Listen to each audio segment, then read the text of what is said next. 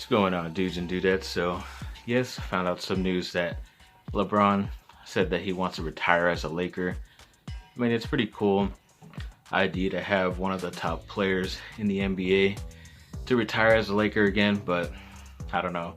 I guess it just depends how bad his play ends up being, but we'll see how that goes. He even said he might play 7 more years, which I doubt he will.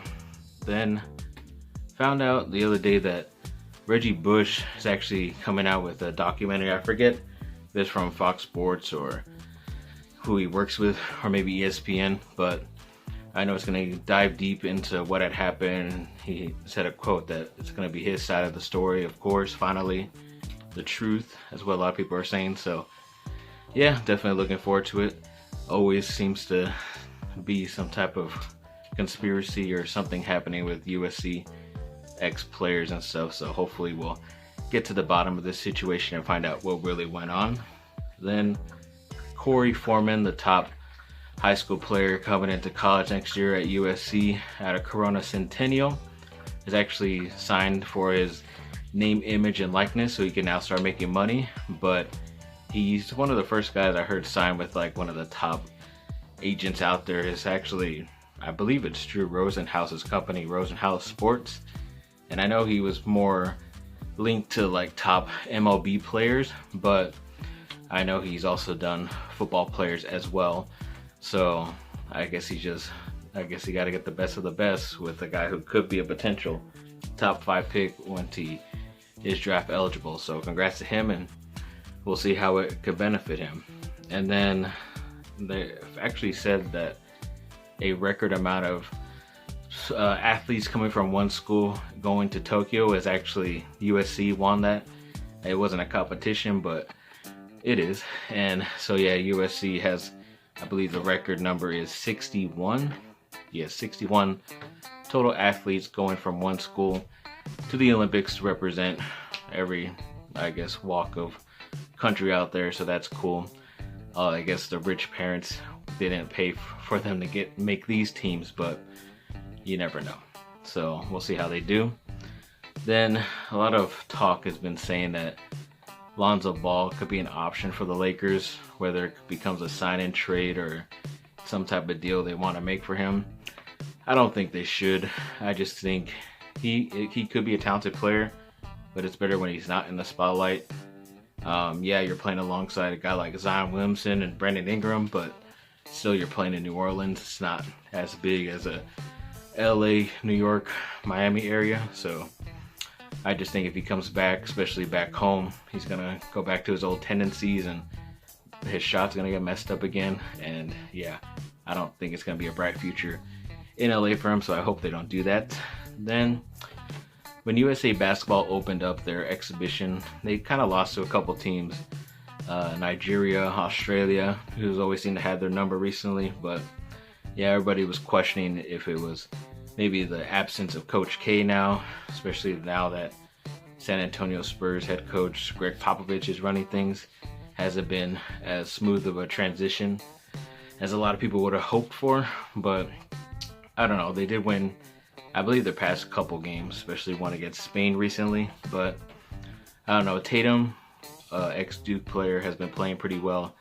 Did have some type of knee issue, but luckily it's nothing too serious, so he will stay with the team. And then Jahlil Okafor, ex-Duke player as well, actually was part of that Nigerian team that did upset Team USA, and he's been playing pretty well for them, so I'm definitely happy for him.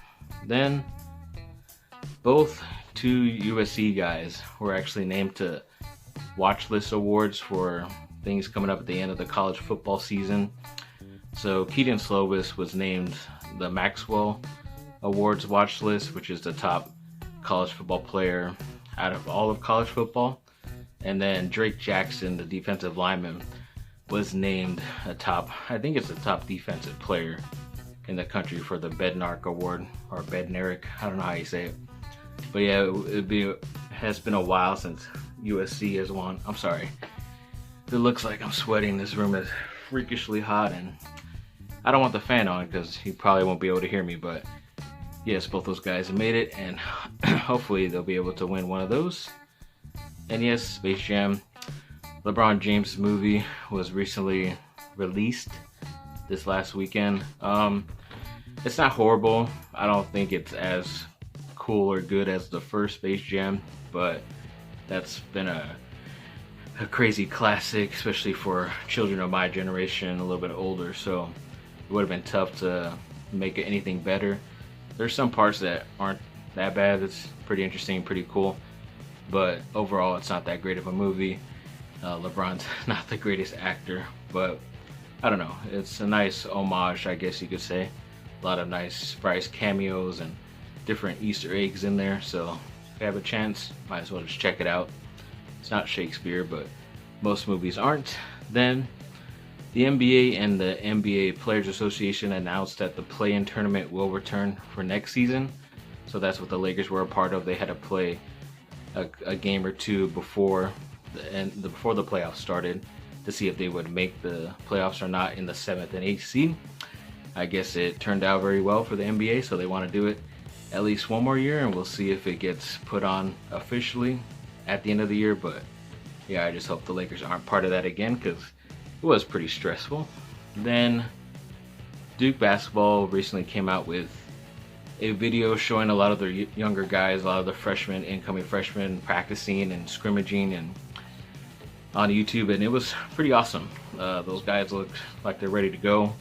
Banchero, or P5 as he's called, and then AJ Griffin as well. They both look like they're ready to play in the NBA right now. I hope it translates to the other guys around them, because even the younger guys too, Trevor Keels look good, Jalen Blake's the point guard, not that bad as well, and a couple of the other guys. Wendell Moore I'm still questionable about, he's so up and down. Joey Baker is a great shooter, but I don't think he'll get a lot of playing time in a Coach K system, so so we'll have to wait and see, and hopefully there is some positivity going forward for them. And as I mentioned, that upset earlier of Nigeria over Team USA, another ex-player from one of my teams, Chimezi Metu of USC, was in that game as well, playing very well for Nigeria. So, well, like I said, congrats to him, and he's just showing that he can play in the NBA against good competition. I just wish someone like the Lakers would give him a chance. Then, yes, they did come out, I guess they did a study on a lot of teams around the NFL, what percentage of them were vaccinated or not, players wise, and I guess it turns out that a lot of the LA Chargers, I think it's under like 50% of them are vaccinated. I don't know, vaccination is a weird thing.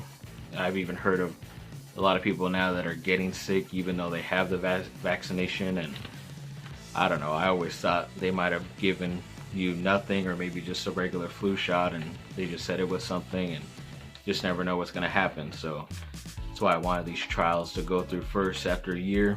Hasn't been a year quite yet, so I don't know, we'll see how this goes. But yeah, I guess it is an advantage, like I mentioned a couple months ago, if your whole team is vaccinated, because they probably won't get sick. But as we're seeing, the regular population is getting sick as well, so you just never know, really.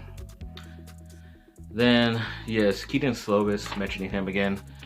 He's definitely a Heisman guy, but he's like the later half, I think, betting wise. But apparently if you're like 2,500 to one shot, I don't know what the heck that means. I know it's money wise what it means, but apparently like the last 4 or 5, maybe 6 players that have won the Heisman, the best college football player, have actually been not the best odds. They've been under that 2,500 or worse. So, and right now he's right at exactly 2,500. So I guess like Lloyd Christmas, you're saying there's a chance. So it'll be a while. It's been a while since a USC player has won the Heisman that wasn't taken away. So yeah, we'll see. I don't think he has the potential to do it, but numbers wise, he probably could do it. Then USC basketball set up for the Wooden Legacy Tournament.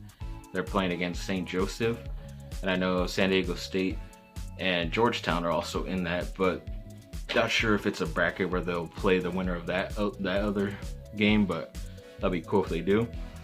It is kind of weird that USC is playing in a Wooden Legacy Tournament and not UCLA, where Coach Wooden played for and won so many titles for. It's kind of strange, but I guess USC will have to be the top dogs of LA in that tournament. Then there was a trade going around saying that the Lakers were interested in trading for Colin Sexton.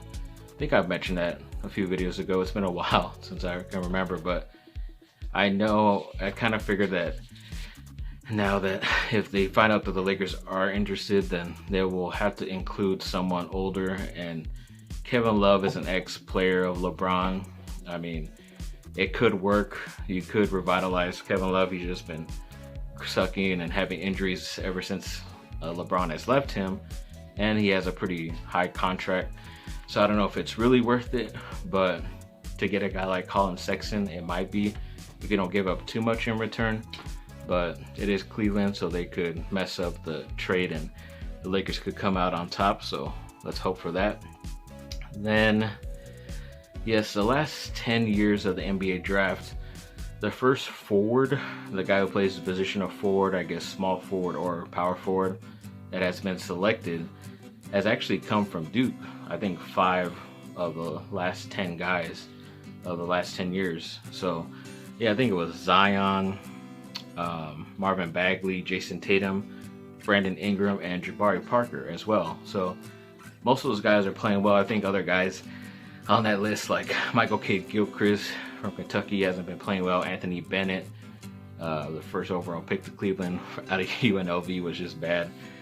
Stanley Johnson as well wasn't that good. So most of these guys from Duke are still playing and still scrapping their way on rosters. So I guess it's not bad if you're a forward coming to Duke, apparently. Then, yes, to end off this video with some miscellaneous news, yes, Mark Hoppus finally came out with a more clear diagnosis of what he has cancer-wise. I forget what type of lymphoma it is, but it is, I guess it is pretty aggressive because he is already at stage 4, which kind of sucks. I believe he said that his mom had it as well, sort of recently, and she did beat it. So they're kind of hoping that the same process goes for him. I know he was waiting on a verdict to see if he would have to still do more chemotherapy and stuff, and see if this last round of chemotherapy worked or did nothing. So I know that if the chemotherapy doesn't work, then there might be a bone marrow transplant as well. I just always thought if you got into stage 4 and higher, your risks are definitely a lot less, or sorry, a lot greater of going against you. But apparently he could wait for 3 more rounds of chemotherapy and a bone marrow transplant if everything goes to worse. So at least we got some time on our side, and hopefully a lot of your guys' prayers and stuff are uplifting him. So I definitely know he's gonna get through this. And I haven't seen Blink-182 play live. I'm not gonna go for your farewell tour, buddy. I'm gonna be there when you guys are playing normal. So thanks for watching, people. Like and subscribe, comment down below, let me know what y'all think. Have a great rest of your day. Hopefully I didn't sweat too much. Bye.